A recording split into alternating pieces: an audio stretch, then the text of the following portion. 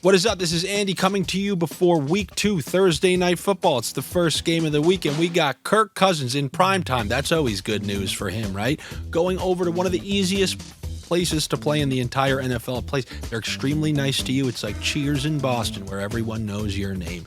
City of Brotherly Love. They don't curse at brothers of players entering the building, a.k.a. Joey Bosa going in there to watch Nick Bosa, and they're arguing with Philly fans.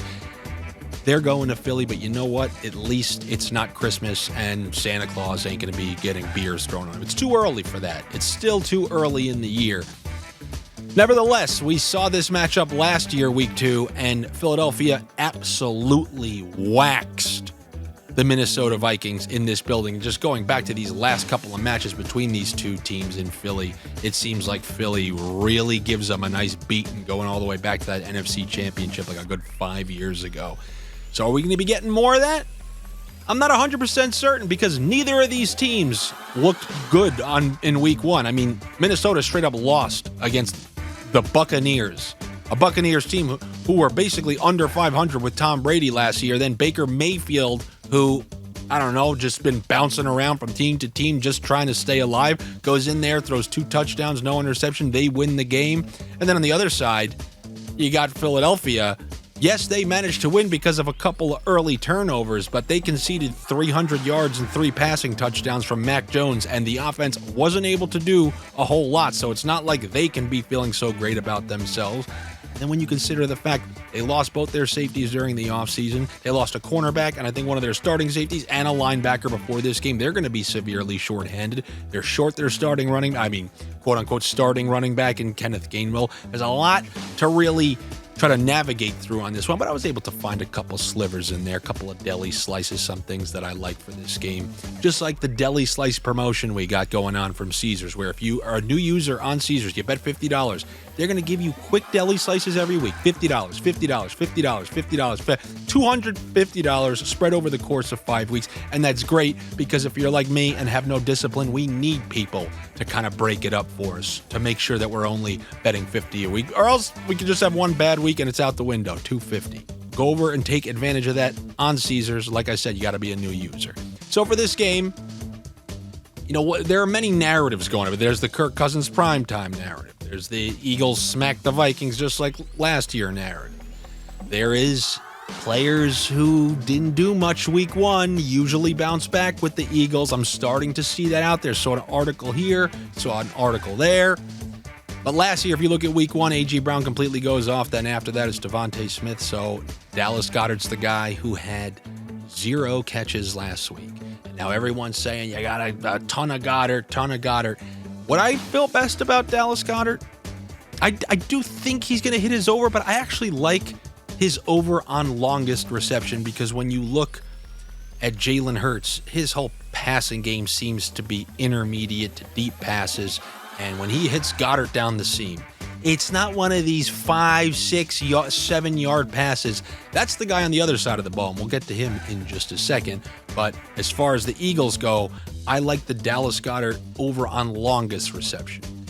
I'm fine if you want to do the over on reception yards, but I particularly like the over on longest a little bit better than that. As far as the other two guys, I mean, Minnesota's secondary, they conceded 2 passing touchdowns of 200-something yards to Baker Mayfield. It's known that they're going to have an awful defense. I mean, the last time we saw them last year, they were getting absolutely shredded by Daniel Jones. How's Daniel Jones looked in the 2 games after that? So you can obviously throw on the Minnesota Vikings. I will not be upset if you wanted to go over on A.J. Brown, over on Devontae Smith.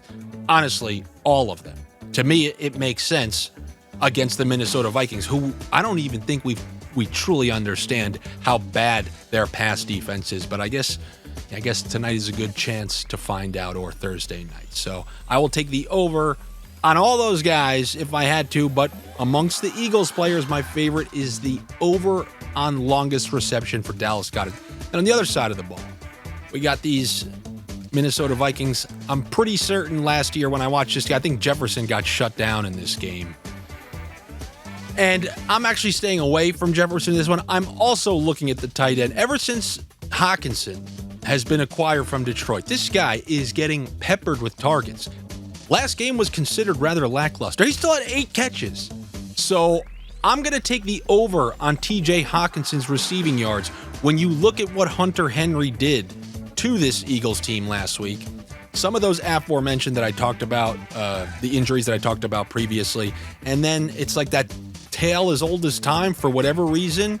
Start your tight ends against the Philadelphia Eagles. Then on DraftKings, there's one head-to-head receptions. Goedert versus Hockensen. I mean, Hockensen had 8 catches last week. I don't think Goedert topped 8 catches in a single game. I think that was his ceiling. I think he hit 8 once or twice, but he's never topped 8. In what was considered a bad game last week, Hockensen hit 8. So in the head-to-head matchup, I'm taking Hockensen over Goedert in receptions. The spread is like -0.5 or something like that. But I definitely like that one considering how often Cousins targets Hockensen. When you think about Goedert, it always seems to me that he's catching these long seam passes, which is why I have the over on longest reception. But he's not one of these tight ends where he's getting peppered with 10. That's just not how they run their offense. If he gets more than 8, it would have been his season high last year. So I feel comfortable in taking Hockensen over Goedert. Although I think they're both going to have good games, good performances. Another guy that I like in this one, especially in the receiving end, I like Alexander Mattison over for receiving yards. He's the all-purpose back for them. I think he scored on a receiving touchdown last week. He'll get a couple opportunities to run screens. I mean, he's just taken over Dalvin Cook's role, and that always came with a couple checkdowns and a couple design screens. I mean, did you see how much Minnesota threw the ball last week? They're a throw-first offense, and I like those over on Alexander Mattison's receiving yards. And those are some of my favorite bets. Wait, Andy, you're not going to take the Eagles? I don't know. I don't like what I saw from the Eagles last week, and I want to see them. I want to see them get back to the dominating Eagles football, because when you think how last year ended, I'm a big fan of that momentum out of one year into another year.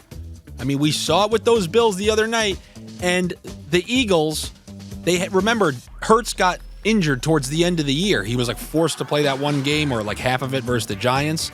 Then he looked kind of subpar in those playoff games until they got to the Super Bowl. Then he had a great game and they lost. They come back in this first game last week. Don't look so sharp. I don't know if they're just going to blow the roof off the place. Maybe there's always a chance with it because these Vikings freaking can implode during prime time. But just in case that's a rat bet, a sucker bet, I'm going to focus on some of those props.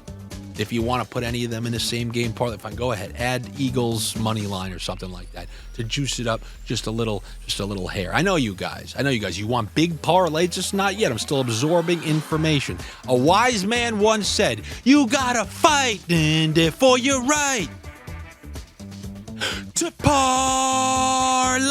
All right, guys, I will see you before the games this Sunday, but more importantly, tomorrow, Friday, we got Francis and Friday. I mean, I'm assuming you're watching this on Thursday, but Friday afternoon, check out Francis and Friends. I'm going to have some of the Odd Shopper guys on, just like last week. Bring a few of them on, get some of their best picks. I'll pluck some Odd Shopper premium picks out of them, and I'm going to entertain you guys. It's like a variety show. You get some funny stuff, you get some good picks, and it's a good lead into the weekend of sports, all right? I will talk to you guys later. Make sure you're subscribed to the Odd Shopper channel here. Come follow me on social media. Follow me on YouTube. I got my own channel. I definitely appreciate that. And I will see you on Friday for Francis and Friends, right? Right? Yes.